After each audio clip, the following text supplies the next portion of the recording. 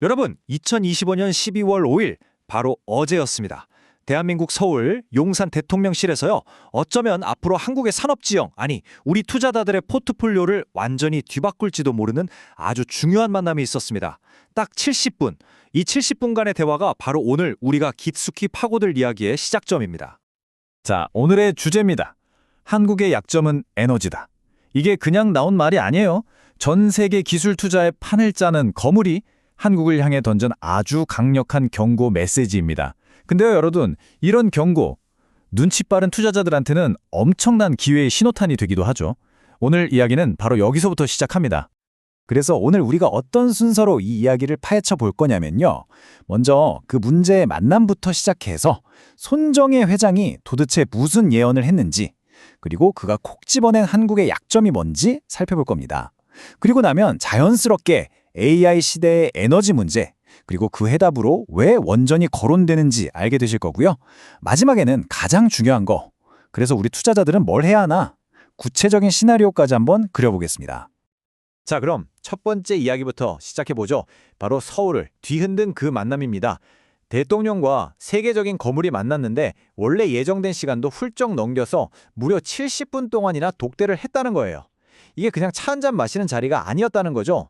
여기서 오고 간 이야기들이 지금 한국의 미래 산업 전략에 엄청난 파장을 일으키고 있습니다. 그럼 그 방 안에는 누가 있었을까요? 당연히 이재명 대통령이 있었고요. 그리고 손정희 소프트뱅크 회장, 여기에 한 명 더 아주 중요한 인물이 함께했습니다. 바로 반도체 설계의 제왕, 암의 CEO 르네 하스입니다. 자, 보세요. 글로벌 투자의 신 손정희, AI 시대의 쌀인 반도체 설계의 1인자 암, 그리고 대한민국의 수장, 이 세 사람이 한자리에 보였다? 이건 뭐 대화의 무게가 어느 정도였을지 상상이 가시죠?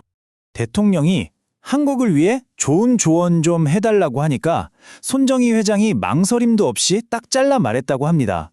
첫째도 ASI, 둘째도 ASI, 셋째도 ASI입니다. 다른 거 다 필요 없고 오직 초인공지능, ASI에 모든 걸 걸어야 한다는 거죠.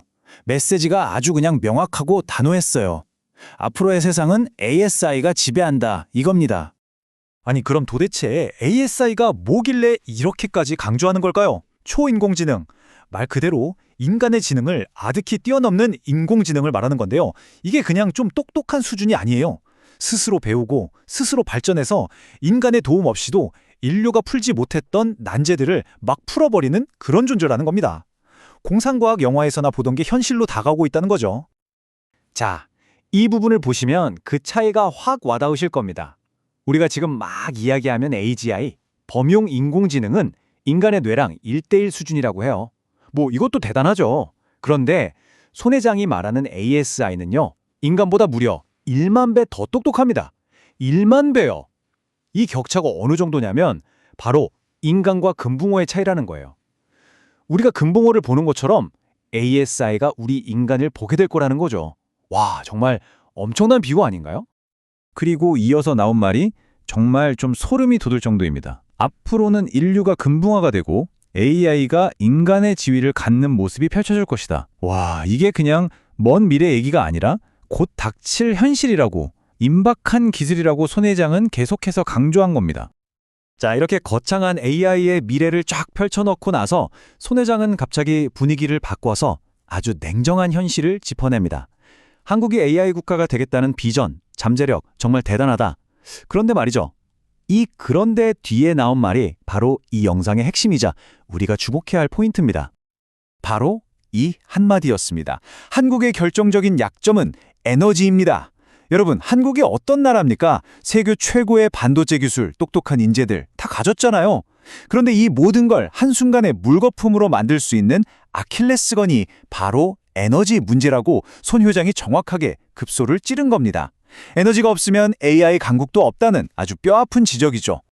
그는 그냥 뜬구름 잡는 소리를 한 게 아니에요. 아주 구체적으로 지적했습니다. 지금 한국에서 짓겠다고 발표하는 데이터 센터들, 그거 너무 작습니다. 앞으로 올 ASI 시대를 감당하려면 지금 계획하는 것과는 아예 차원이 다른 정말 어마어마한 규모의 데이터 센터가 필요한데, 그러려면 뭐가 필요하겠어요? 당연히 그걸 돌릴 막대한 에너지가 필요하다는 거죠. 자, 그럼 손 회장의 경고가 그냥 엄살이 아닌지, 이 에너지 문제가 대체 얼마나 심각한 건지 한번 숫자로 직접 확인해 보시죠. AI가 전기를 얼마나 먹는지 보면 정말 입이 떡 벌어질 정도입니다. 이건 그냥 늘어나는 수준이 아니라 말 그대로 기하급수적으로 폭발하고 있어요. 이거 한번 보세요. 우리가 맨날 하는 구글 검색, 그거 한번 할 때 쓰는 전기가 0.3와트시 정도래요. 그런데 요즘 핫한 챗GPT한테 질문 하나 던지면요. 최대 10와트시가 필요합니다. 와, 벌써 30배가 넘는 차이가 나는 거예요. 30배?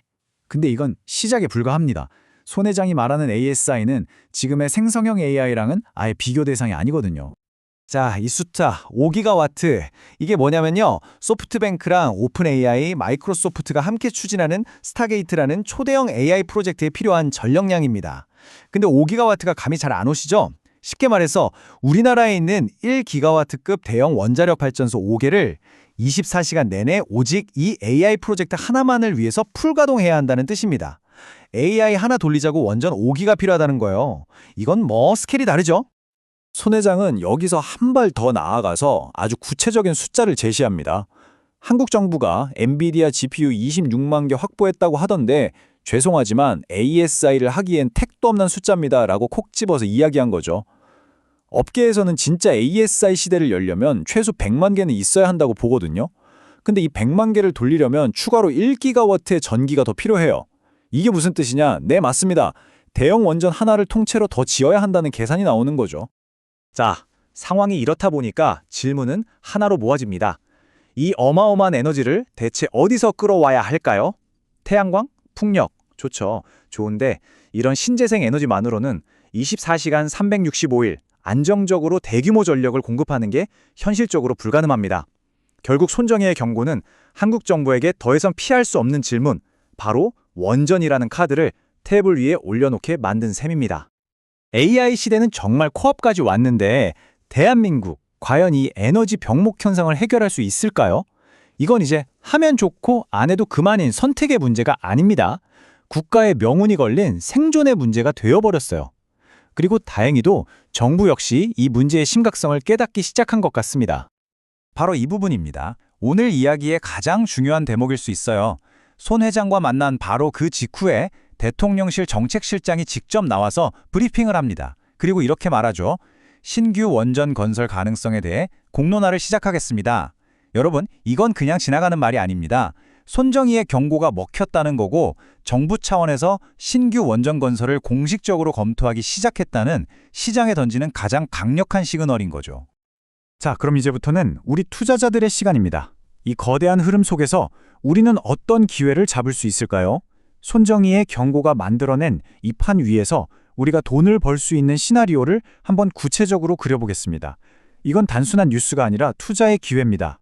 시나리오는 아주 간단하고 명확합니다. 한번 보세요.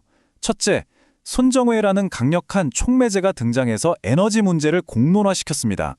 둘째, 대통령실이 신규 원전 짓겠다는 식의 강력한 신호를 시장에 보냈죠. 셋째, 이건 앞으로 정부 주도로 에너지 인프라를 엄청나게 늘리겠다는 암시입니다. 자, 그럼 마지막 넷째, 이게 뭘 의미할까요? 바로 국내 원전 산업에 어마어마한 기회가 열린다는 뜻입니다. 이 네 단계 아주 명확하죠? 그럼 이 기회의 과실을 누가 따먹게 될까요? 너무나도 명확합니다. 바로 원전 밸류체인에 있는 기업들이죠. 원자로 같은 핵심 부품을 만드는 두산 에너빌리티, 원전 설계를 도맡아 하는 한전기술, 그리고 발전소 유지 보수를 책임지는 우진엔텍 같은 회사들이요.